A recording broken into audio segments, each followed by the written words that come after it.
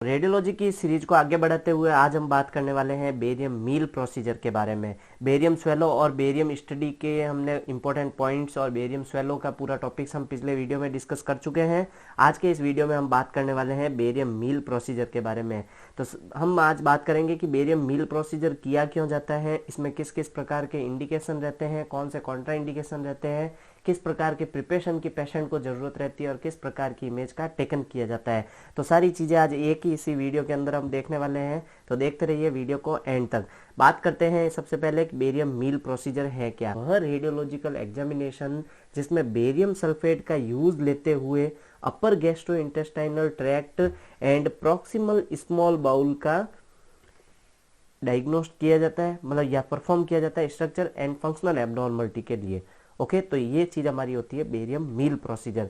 Barium meal procedure की definition देखने के बाद बात आती है कि इसकी जनरल एनाटॉमी एक बार देख लेते हैं कि कौन कौन से पार्ट हम इसमें इंक्लूड करने वाले हैं।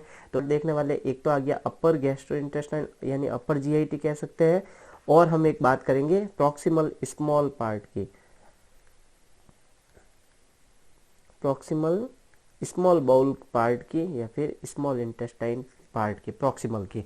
ओके, तो ड्यूडेनम पार्ट जनरली अगर स्मॉल इंटेस्टाइन को देखें तो ड्यूडेनम, जेजुनम और इसके इलियम पार्ट है, पर हम आज के मील के प्रोसीजर किस लिए किया जाता है, जनरली ड्यूडेनम कैप को देखने के लिए। ओके, तो अभी ये एक जनरल इसकी एनाटॉमी है कि किस प्रकार से बॉडी के अंदर ड्यूडेनम पार्ट सिचुएटेड रहता है। जैसे इसमें है कि स्टमक पार्ट से कंबाइंडेड रहता है और वो स्मॉल इंटेस्टाइन वाला पार्ट कहलाता है।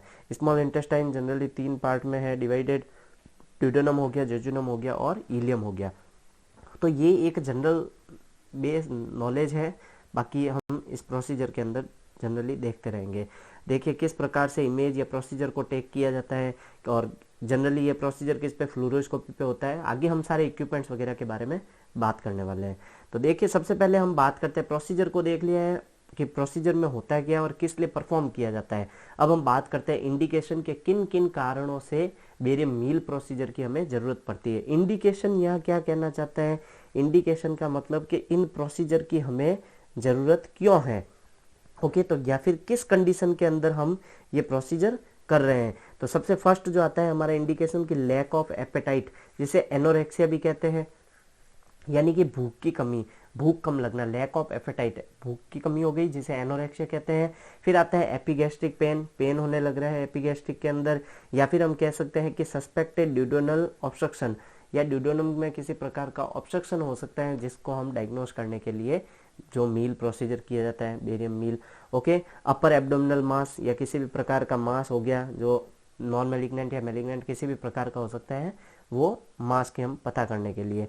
रिफ्लक्स डिजीज हो सकती है, रिफ्लक्स जैसे जो भी स्टमक वाला फूड है वो इसके अंदर जो है इसोफेगस वगैरह में आ रहा है, या फिर बात कर सकते हैं कि जो स्मॉल इंटेस्टाइन से किस में आ रहा है, स्टमक वाले पार्ट में आ रहा है, तो ये रिफ्लक्स डिजीज होती है। ओके, और बाउल ऑब्स्ट्रक्शन, बाउल ऑब्स्ट्रक्शन जो हम जनरली कह सकते हैं कि स्मॉल पार्ट में हम प्रॉक्सिमल पार्ट देखेंगे तो उसमें बाउल ऑब्स्ट्रक्शन के केस में भी कई बार क्या किया जाता है, बेरियम मील प्रोसीजर किया जाता है, जिसमें ऑब्स्ट्रक्शन वगैरह का हमें पता चल जाता है। ओके, नेक्स्ट हम बात करते हैं कॉन्ट्रा इंडिकेशन की। कॉन्ट्रा इंडिकेशन की कौन कौन से ऐसे कारक हैं या कौन कौन से ऐसे फैक्टर्स हैं जिनके कारण हमें ये प्रोसीजर करने से रुकना चाहिए। ओके, तो अगर पेशेंट, सबसे फर्स्ट बात आती है कि अगर पेशेंट फीमेल है तो उनमें हमेशा हमें प्रेगनेंसी का ध्यान रखना है कि सस्पेक्टेड प्रेगनेंसी, ये हमारा फर्स्ट कॉन्ट्रा इंडिकेशन होता ही है अगर पेशेंट फीमेल है। मेल है तो कोई टेंशन नहीं है। ओके, तो कॉन्ट्रा इंडिकेशन के और आता है कंप्लीट बाउल ऑब्स्ट्रक्शन। अगर उसके डायग्नोस है कि उसके बाउल में कंप्लीट ऑब्स्ट्रक्शन है तो उस केस में हम बेरियम मील प्रोसीजर नहीं कर सकते। बेरियम मील हो या फिर बेरियम मील फॉलो थ्रू हो या फिर बेरियम स्वेलो हो, अगर कंप्लीट ऑब्स्ट्रक्शन है तो ये हमेशा कॉन्ट्रा इंडिकेशन में ही आएगा, क्योंकि वो हमें फिर बेरियम को एक्सट्रेट करने के लिए वे ही नहीं मिलेगा अगर कंप्लीट बाउल ऑब्स्ट्रक्शन है तो। ओके, नेक्स्ट बढ़ते हैं सस्पेक्टेड फिस्टुला। किसी भी प्रकार का अगर सस्पेक्टेड फिस्टुला है तो हम इस केस को करने से, इस रेडियोलॉजिकल प्रोसीजर को करने से, परफॉर्म करने से बचते हैं। ओके, फिर आती है रिसेंटली कोई भी बायोप्सी वगैरह हुई है जीआई ट्रैक्ट में तो हम ये प्रोसीजर नहीं करेंगे। ओके, नेक्स्ट कॉन्ट्रा इंडिकेशन होने के बाद हम बढ़ते हैं हमारे अगले इक्विपमेंट्स के बारे में। इक्विपमेंट्स में हम जनरली देख सकते हैं कि ये जो जनरली जो बेरियम स्टडीज वगैरह होती हैं ये किस पे, फ्लोरोस्कोपी सिस्टम पे ही की जाती है, क्योंकि इसमें हमें हर प्रकार की स्पोर्ट फिल्म्स लेनी पड़ती हैं। कई बार एबनॉर्मलिटी होती है जो फिल्म में नहीं आके हमें फ्लोरोस्कोपी में अच्छे से दिख जाती है। ओके, तो फ्लोरोस्कोपी सिस्टम होना चाहिए जो किसके साथ होना चाहिए, स्पोर्ट फिल्म डिवाइस के साथ होना चाहिए। एक्सरे यूनिट है ही जो अपनी सबसे मेन जो है। और जब हम बात करते हैं कॉन्ट्रास्ट मीडिया के बारे में तो बेरियम सल्फेट इसमें यूज़ ले रहे हैं। मोस्ट कॉमनली इसके अंदर 150 ml बेरियम सल्फेट हम इसमें यूज़ लेते हैं। ओके, और इसमें सर्जिकल ग्लव्स हो गया, और भी जो स्टेराइल ग्लास या अदर जो इक्विपमेंट्स है जो इसमें यूज़फुल रहते हैं, तो ये सारे हमें इसमें इक्विपमेंट्स में स्टेराइल रखने हैं। ओके, तो ये सारे हमारे आगे इक्विपमेंट्स के बाद में हम बात करते हैं कि हमें प्रिपरेशन करवानी है पेशेंट की प्रोसीजर करने से पहले। तो जनरली बेरियम मील के अंदर पेशेंट को 2 दिन से हल्का खाना वगैरह खाने के लिए कहते हैं। तो ये सारी पेशेंट की प्रिपरेशन होती है जिसके कारण उसकी स्टडी अच्छे से हो। तो देखिए पेशेंट की प्रिपरेशन क्या रहती है कि take low residual diet for 2 day period of the examination. 2 दिन पहले से ही जो एग्जामिनेशन है उसके 2 दिन पहले से ही उसको हल्का खाना लेना है।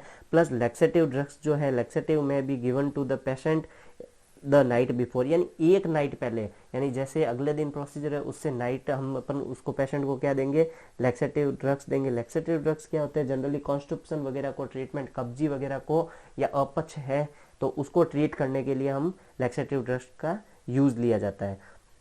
ओके, तो लैक्सेटिव ड्रग हम एक नाइट पहले देंगे जिससे पेशेंट का पेट या बाउल के अंदर किसी प्रकार का मटेरियल हो, वेस्ट मटेरियल, तो वो सारा एक्सीड हो जाए जिससे स्टडी अच्छे से होगी। ओके, और क्या करेंगे, फास्टिंग में भी एम्प्लॉय फॉर द 4 आवर्स। तो जनरली प्रोसीजर से पहले 4 घंटे तक पहले उसको कुछ भी खाना नहीं है, तो ये जनरली फास्टिंग मोड में रहना है उसको। तो ये होती है हमारे पेशेंट की प्रिपरेशन प्रोसीजर लेने से पहले की। और कुछ प्रिपरेशन देखते हैं कि जो एग्जामिनेशन के डे में हम करते हैं कि सबसे पहले फर्स्ट पेशेंट को पूरा प्रोसीजर को डिस्क्राइब करेंगे कि हमें ये इस प्रोसीजर में किस किस प्रकार से मेथड होगा, या को पहले से समझा देंगे ताकि पेशेंट में किसी प्रकार की हेजिटेशन वगैरह नहीं हो। ओके, अब पेशेंट को हम कहेंगे एक तो रिमूव करने हैं सारे मेटेलिक ऑर्नामेंट्स।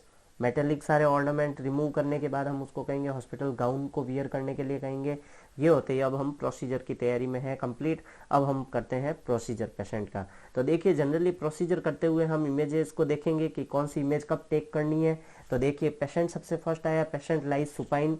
तो जनरली सबसे पहले पेशेंट सो गया है टेबल पे। अब हम क्या करेंगे, एक प्लेन एब्डोमन जो कहते हैं वो इमेज अपन टेक करेंगे जिसके अंदर इसोफेगस आनी चाहिए।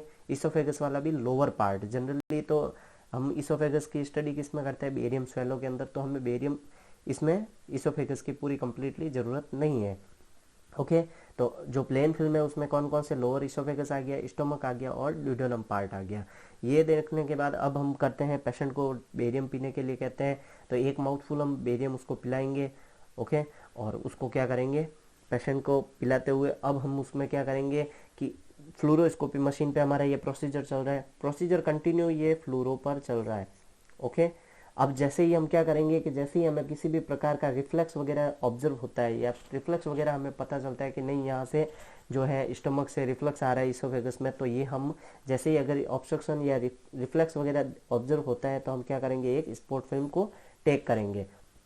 ओके, तो अगर कोई ऑब्स्ट्रक्शन दिखता है तो या किसी भी प्रकार का रिफ्लेक्स दिखता है तो ये हम इमेज को टेक करेंगे।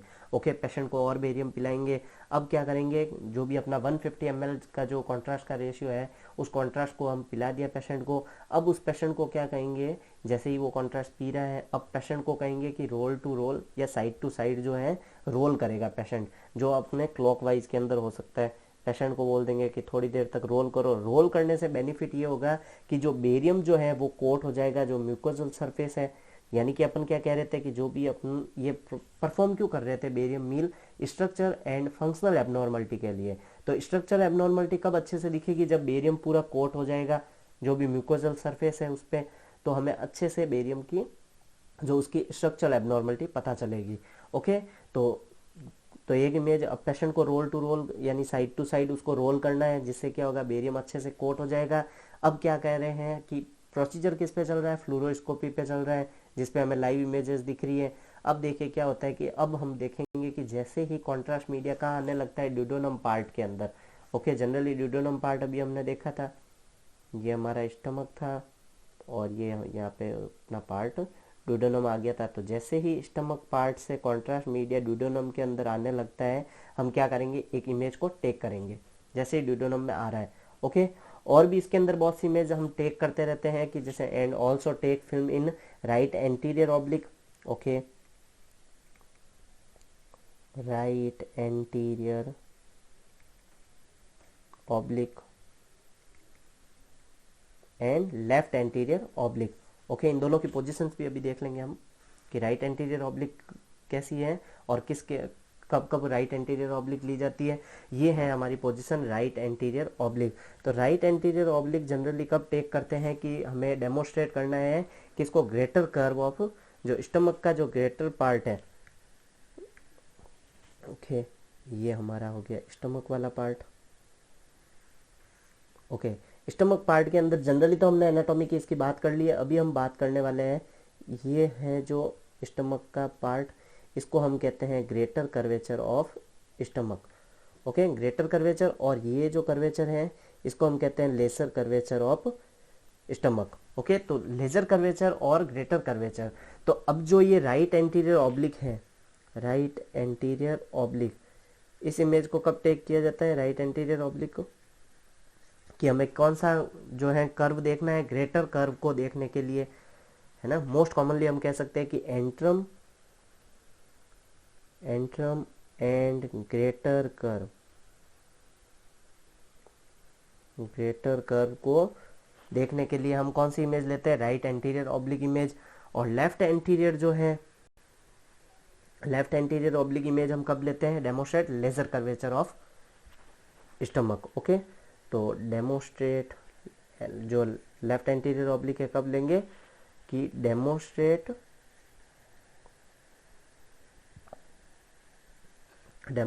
Laser curvature. Okay, lesser curvature of stomach को डायग्नोस करने के लिए हम क्या करते हैं, उसको डेमोस्ट्रेट करने के लिए लेफ्ट एंटीरियर ऑब्लिक जो है हम इमेज को टेक करते हैं। ओके, लेफ्ट एंटीरियर ऑब्लिक के अंदर हम देख सकते हैं, और राइट एंटीरियर ऑब्लिक की भी इस पोजीशंस में पेशेंट पोजीशन बताई हुई है। इस ये प्रोन पोजीशन में, यानी पेशेंट टेबल पर उल्टा सोया हुआ है, और जो कंडीशंस है यानी राइट साइड है तो पेशेंट राइट साइड को अंडर में रखेगा, और लेफ्ट साइड है तो लेफ्ट साइड को उस टेबल के कांटेक्ट में रखेगा। ओके, तो ये सारी थी हमारी किस किस प्रकार के हम इसमें इमेजेस लेते हैं, तो इसकी हमने पोजीशंस भी देख ली है। नेक्स्ट हम बात करते हैं अभी फिल्मिंग के बारे में, किस किस प्रकार की मोस्ट कॉमनली फिल्म को हम टेक करते हैं। तो जनरली इसमें बहुत सारे टाइप की हम अपने अकॉर्डिंग भी इसमें फिल्म का टेक कर सकते हैं, बट जनरली इसके अंदर स्टमक का जो है, एक हम अपन बात करते थे कि greater curvature, okay, lesser curvature और ड्यूडेनम कैप के बारे में, तो और लोअर इसोफेगस पार्ट का। तो ये सारी इमेजेस के अंदर इसमें इंक्लूड होना चाहिए। कई बार पैथोलॉजीज इनके अंदर होती हैं, तो जिसके कारण हम बेरियम मील प्रोसीजर करते हैं। देखिए ये इमेजेस जो हो गई, जो अर्ली फेज में आ रही है, यानी जो जल्दी हमने ले ली थी, जिसमें कॉन्ट्रास्ट मीडिया भी स्टमक में आया है। ओके, और ये लोअर इसोफेगस वाला पार्ट दिख रहा है, ये हो गई। उसके बाद ये वाली जो इमेज है, इसके अंदर देखिए लोअर इसोफेगस पार्ट आ गया, स्टमक का पूरा पार्ट आ रहा है, प्लस ड्यूडेनम कैप आ रही है। ओके, नेक्स्ट वाली जो ये इमेजेस हम देखते हैं, तो उसके अंदर आप देख सकते हैं स्टमक आ गया है, स्टमक के बाद ड्यूडेनम कैप में आ गया कॉन्ट्रास्ट मीडिया, और धीरे धीरे करते पूरा फैलता जा रहा है।